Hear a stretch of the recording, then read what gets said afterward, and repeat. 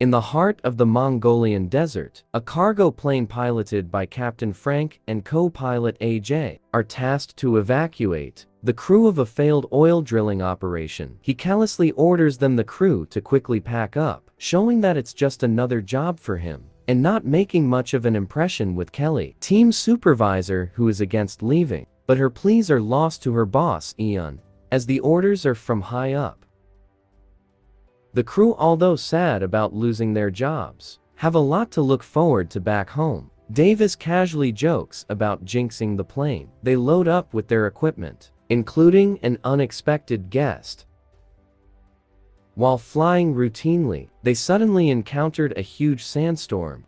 Frank wanted to fly over it. Against better judgment, he refuses to turn back, as it would waste a lot of time getting refueled. This decision costs him his radio aerial. The passengers are understandably shaken, and the stranger goes to warn Frank about what he is attempting, as they are too heavy and won't make it. But he is shut out by the petulant captain. A passenger gets up to secure loose equipment, thinking they are almost out of danger. A bigger and more violent storm appears. He tries to send a distress call but gets no response, and while AJ informs everyone that they'd have to make an emergency landing, he is knocked down. Frank struggles to keep control of the plane, but unfortunately it hits a big rock and rips open. Sadly, the loose passenger flies away, and AJ barely hangs on. They violently crash land in the desert sand, but are not out of danger yet. Frank warns the panicked survivors against leaving the plane and to wait for the storm to pass. For now, their only hope is to pray the SOS message went through, and since they are expected in the city, he believes that a search team could come looking for them. Everyone is grateful to him saving their lives, including the stranger, but they both know better. Sadly,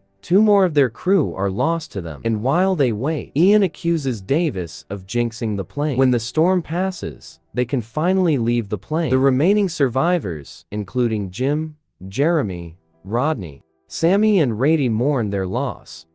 They look to the captain to say a couple words, but he doesn't feel he's the right person, and doesn't know what to say to them. The stranger, Elliot, suggests that he could apologize for putting them in that situation, but is ignored. While he inspects the plane, we come to learn that Elliot flew into the rig a few weeks ago, but his plane never showed to take him back, and he's been with them ever since. They assess their situation. Frank explains that they are in the heart of the desert, hundreds of miles away from basically anything, and naive Jeremy believes he could walk that distance to go get help.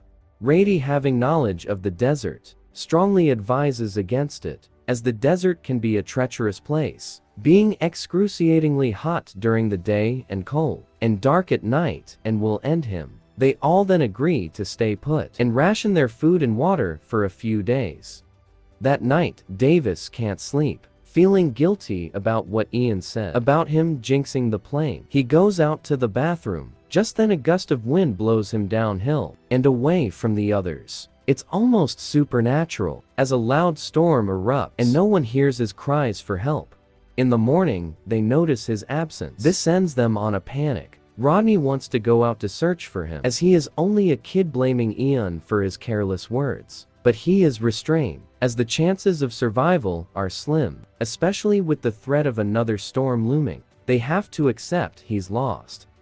Later, Kelly shows her frustration with the captain. She feels he could do more to keep the survivors' spirits alive. Their argument ends with him clearly refusing. It is quite unlikely that anyone would come for them anyway, as he gives it a 5% likelihood, hence no sense in giving them false hope. Ian is still sure of a rescue, but when he hears from Kelly, he must face reality, and with no hope left, they each want to walk to save their own lives. A fight for water ensues, leading to the loss of a gallon. Elliot manages to end the argument. To get their attention, he has an outrageous idea. He wants them to build a plane from what remains of the old one. They have all the equipment and tools they need. While everyone thinks it must be a joke, as it is impossible, he's deadly serious and is confident that it would work. How does he know? Well, he designs planes for a living, but Captain thinks it is crazy even consider it, and suggests they wait to be spotted and rescued. Later, They notice Jim is missing. This time it's Kelly who wants to go look for him, not wanting to lose another man. But the captain volunteers and goes in her stead, showing a moment of empathy. He walks and walks to exhaustion until he comes across their crashed site. Among the debris he sees the body. At first, he thinks it's Jim, but it's of the fallen men and something strange. He has bullet holes all over him, and there's bullet casings all over the floor. Jim approaches from behind. He explains the fallen man is Carl, and that he had won Jim's watch in a bet. They suspect smugglers must have come across the site. Jim clarifies that he left, as it was his only hope. He asks if what Elliot plans is possible, but the captain is against it, as it gives them false hope. Jim returns that if they don't have hope, at least they should have something to do. If not, he would rather risk a desert walk instead of just sitting around. This inspires the captain, and they agree to give the plan a try. They make a triumphant return, and with renewed hope, they agree to build the plane. Their plan is to work at night and rest in during the day to avoid the desert sun. This worries AJ, the water monitor, who thinks they'll quickly run out of it, but the captain assures they don't have much of a choice. That night, they set up for work to begin. They are in high spirits, and for the first time, everyone is getting along and working well together. During the day, they can only rest from exhaustion. That night, Frank tells AJ his concerns about the smugglers, but decides to keep it from the rest, so as not to worry them. While they work, disaster strikes again as sparks accidentally light up one of their fuel barrels, and it explodes, leaving them short for gas. This now means they can no longer work at night using the generator, and would have to work during the day under the scorching sun, putting their water in more danger. Ian proposes that since they'd be drinking more water,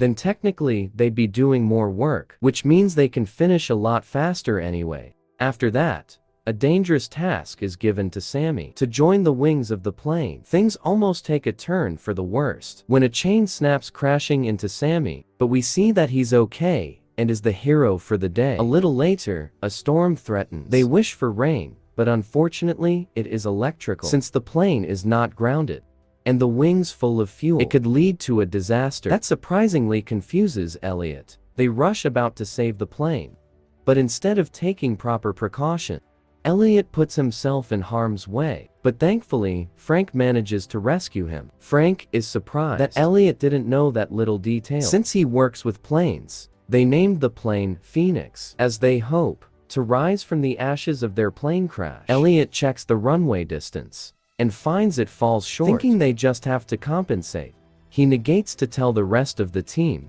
Then back at camp, AJ finds that someone's been stealing water, and an argument breaks out. Elliot admits that he has been drinking extra water because he works when they sleep. He's unapologetic and arrogantly implies everyone else is dispensable except himself. While taking a break, Kelly makes a shocking discovery. They find that the smugglers are close and are camping just next door to them. Rodney and AJ want to go ask for help and water, and Ian goes along to translate the little he knows. Elliot thinks it's a bad idea and that they should ignore them and concentrate on the plane, but they are insistent. However, seeing the danger, they ask Frank to cover them, and Jim secretly follows behind. When they reach the camp, they are confronted by one of the men. Their communication reveals the existence of the plane, against AJ's advice, and the men are overly eager to know its location. The men offer water to gain trust, but when Jim sees his watch on one of their arms, he gives up their location and a fight ensues. The man fires his weapon, and Rodney pushes AJ out of the way and saves his life, while Frank retaliates and takes out the men one by one.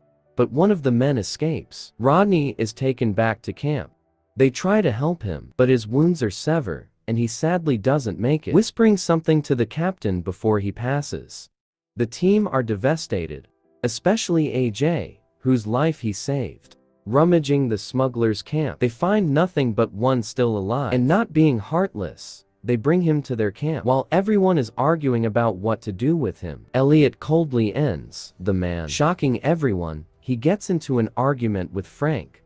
And here he reveals that Frank is solely responsible for the crash. He also blames them for going to the smugglers' camp, against his better judgment, blaming the man's demise on the captain, as well as being one man short.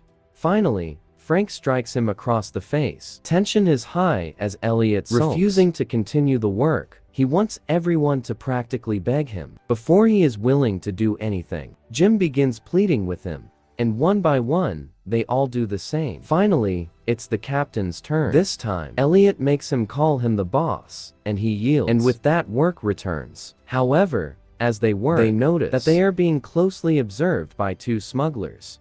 Then later, Elliot proudly announces that the plane is ready. All they can do now is hope that it will fly. Frank has a heartfelt conversation with Kelly, and she asks what Rodney whispered to him before passing, and he replies, "Don't crash." While they prepare for departure, Frank discovers a catalog of model planes in Elliot's bag. Confronting him about this, he brazenly announces that he designs model planes, and not real ones. However, he insists that the mechanisms are the same, and it will fly. This revelation overwhelms the rest of the crew, leading Ian to threaten Elliot with a gun, stating they could have conserved their food and water in waiting for rescue. And now, they were doomed. As everything is almost depleted, Frank stops him just as a gust of wind blows, moving the plane. Seeing this, hope resumes. But the wind has brought with it another danger. They have to take cover and must leave the plane. The storm is rather violent.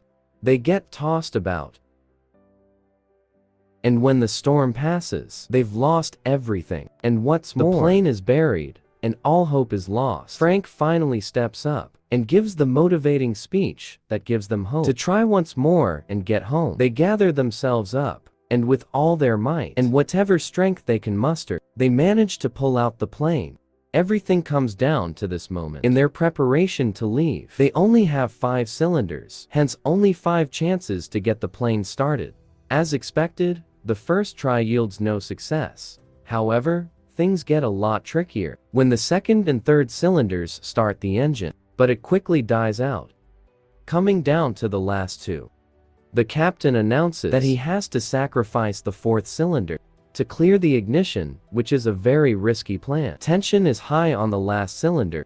The captain tries with all on the line, and happily, it works when it comes to life. Not wasting any more time, they all board the plane, taking their various positions. But celebrations turn into panic when Rady looks back and finds their audience has grown to an army. It is now a race for survival as the army charges at our heroes as they make their escape. Under heavy fire that disconnects a wing or something, Elliot risks his life like the action man. He is and goes out to reconnect it and makes it back in place just before they reach the end of the tarmac, diving into the canyons before they soar into the sky with much deserved celebrations.